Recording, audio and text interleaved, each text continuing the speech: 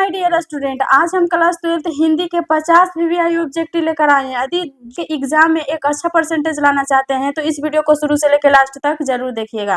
तो 1 नंबर का प्रश्न हमारे पास दिया गया है कि शिक्षा प्राप्ति के लिए अमेरिका कौन गए थे।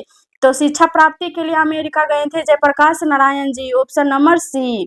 उसके बाद 2 नंबर का प्रश्न हमारे पास दिया गया है कि 100 अजान एक सुजान नामक उपन्यास के उपन्यासकार कौन है।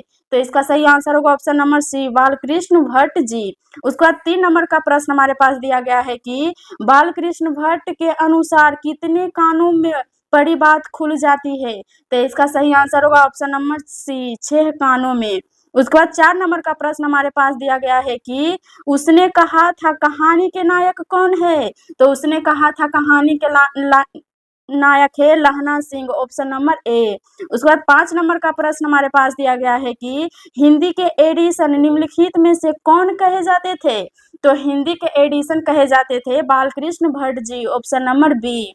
उसके बाद 6 नंबर का प्रश्न हमारे पास दिया गया है कि बातचीत के जरिए भाप बनकर क्या बाहर निकल जाता था।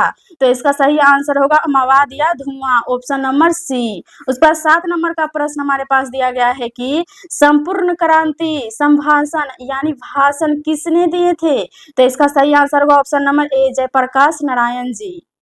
नंबर का प्रश्न हमारे पास दिया गया है कि उसने कहा था कहानी किस शहर का चित्रण है। तो उसने कहा था कहानी है अमृतसर, ऑप्शन नंबर सी इसका राइट आंसर होगा। उसके बाद 9 नंबर का प्रश्न हमारे पास दिया गया है कि लहना सिंह के गांव का क्या नाम था। तो इसका राइट आंसर होगा ऑप्शन नंबर बी, मांझे। उसके बाद 10 नंबर का प्रश्न हमारे पास दिया गया है कि जयप्रकाश नारायण ने किस साल छात्र आंदोलन का नेतृत्व किए थे। तो इसका सही आंसर होगा ऑप्शन नंबर बी, 1974 में। उसके बाद 11 नंबर का प्रश्न हमारे पास दिया गया है कि लहना सिंह किस पद पर थे। तो लहना सिंह थे जमादार के पद पर, ऑप्शन नंबर सी। उसके बाद 12 नंबर का प्रश्न हमारे पास दिया गया है कि बालकृष्ण भट्ट जी का जन्म हुआ था, यानी बालकृष्ण भट्ट जी का जन्म कब हुआ था। तो इसका सही आंसर होगा 23 जून 1844 को, ऑप्शन नंबर ए। उसके बाद 13 नंबर का प्रश्न हमारे पास दिया गया है कि संपूर्ण क्रांति के रचनाकार कौन हैं।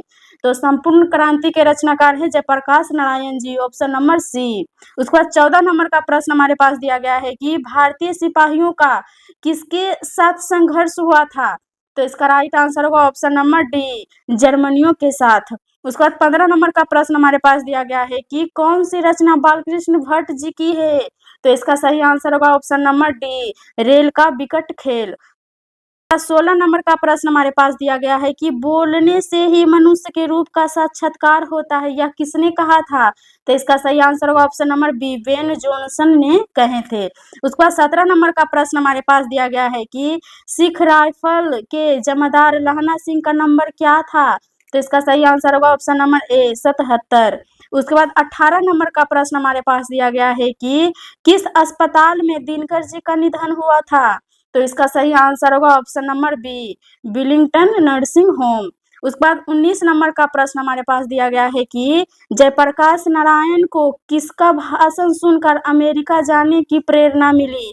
तो इसका सही आंसर होगा ऑप्शन नंबर बी, स्वामी सत्यदेव। सभी बच्चे इस वीडियो को शुरू से लेकर लास्ट तक जरूर देखिएगा और लाइक भी करते जाइएगा। तो 20 नंबर का प्रश्न हमारे पास दिया गया है कि चंद्रधर शर्मा गुलेरी जी का जन्म कहाँ हुआ था। तो चंद्रधर शर्मा गुलेरी जी का जन्म हुआ था जयपुर राजस्थान में, ऑप्शन नंबर बी। उसके बाद 21 नंबर का प्रश्न हमारे पास दिया गया है कि उसने कहा था कहानी की क्या विशेषता है। तो इसका सही आंसर होगा उपर्युक्त सभी, ऑप्शन नंबर डी। उसके बाद 22 नंबर का प्रश्न हमारे पास दिया गया है कि संवाद में सबसे महत्वपूर्ण क्या है। तो संवाद में सबसे महत्वपूर्ण है आत्मीयता, ऑप्शन नंबर सी। उसके बाद 23 नंबर का प्रश्न हमारे पास दिया गया है कि सरकार ने सूबेदार को जमीन कहाँ दी थी। तो इसका सही आंसर होगा ऑप्शन नंबर सी, लायलपुर।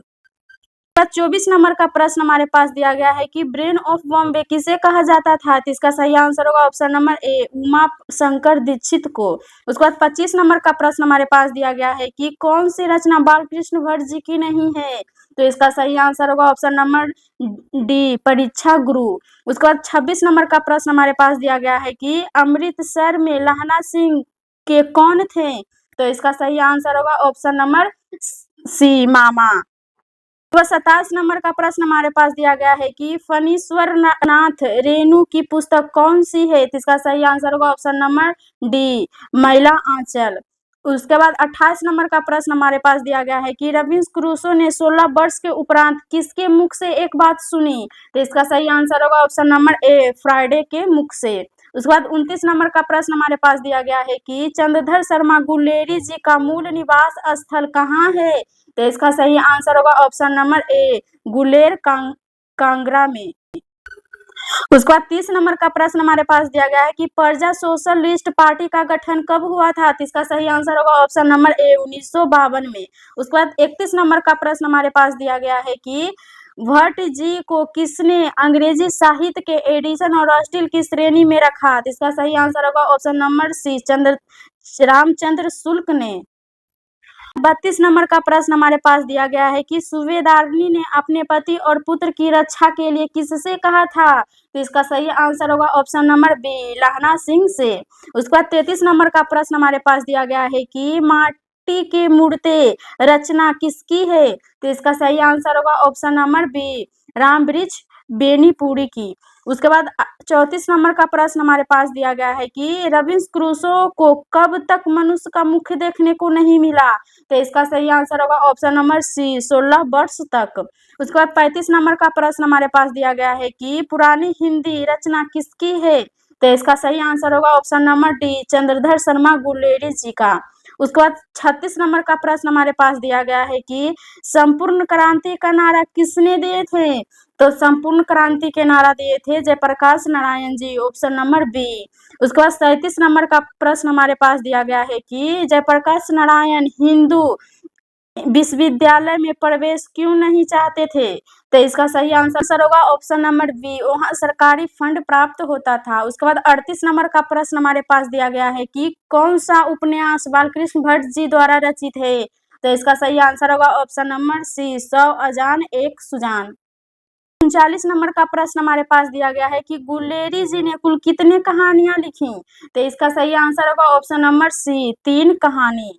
उसके बाद 40 नंबर का प्रश्न हमारे पास दिया गया है कि जयप्रकाश नारायण ने संपूर्ण क्रांति वाला ऐतिहासिक भाषण कहाँ और कब दिए थे? तो इसका सही आंसर होगा ऑप्शन नंबर डी, पटना में 5 जून 1974 को।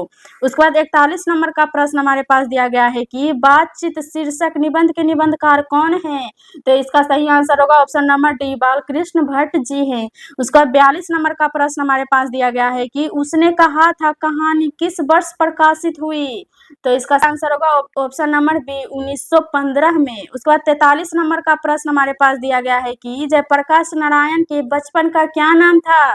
तो इसका सही आंसर होगा ऑप्शन नंबर बी, बाउल। उसके बाद 44 नंबर का प्रश्न हमारे पास दिया गया है कि बालकृष्ण भट्ट ने किस पत्रिका का संपादन किए थे? तो इसका सही आंसर होगा हिंदी प्रदीप, ऑप्शन नंबर 1। उसके बाद 45 नंबर का प्रश्न हमारे पास दिया गया है कि लहना सिंह की मृत्यु किसकी गोद में हुई थी? तो लहना सिंह की मृत्यु हुई थी वज्रा सिंह की गोद में, ऑप्शन नंबर सी। उसके बाद दिया गया है कि जयप्रकाश नारायण को जनता किस नाम से याद करती थी? तो इसका सही आंसर होगा ऑप्शन नंबर सी, लोकनायक के नाम से। उसके बाद 47 नंबर का प्रश्न हमारे पास दिया गया है कि उसने कहा था कहानी में जर्मन लप्टन को किसने मार गिराया था? इसका सही आंसर होगा ऑप्शन नंबर डी, लहना सिंह ने। उसके बाद 48 नंबर का प्रश्न हमारे पास दिया गया है कि असल बातचीत सिर्फ 2 व्यक्तियों में हो सकती है, यह किसका मत था? तो इसका सही आंसर होगा ऑप्शन नंबर ए, एडिसन का। उसके बाद 49 नंबर का प्रश्न हमारे पास दिया गया है कि जयप्रकाश नारायण के पिताजी का क्या नाम था? तो इसका सही आंसर होगा ऑप्शन नंबर बी, हरसुर दयाल। उसके बाद 50 नंबर का प्रश्न और सबसे लास्ट प्रश्न हमारे पास दिया गया है कि सुखमय जीवन और बुध का कांटा किसकी रचना है? तो इसका सही आंसर होगा option number B, Chandradhar Sharma Guleri ji का। के क्लास में हम 50 वीवीआई का सॉल्यूशन करवा दिए हैं। आपका कितना सही होता है कमेंट करके जरूर बताइएगा। यदि आपको वीडियो अच्छा लगे तो वीडियो को लाइक कर दीजिएगा और दोस्तों के पास शेयर भी जरूर करिएगा।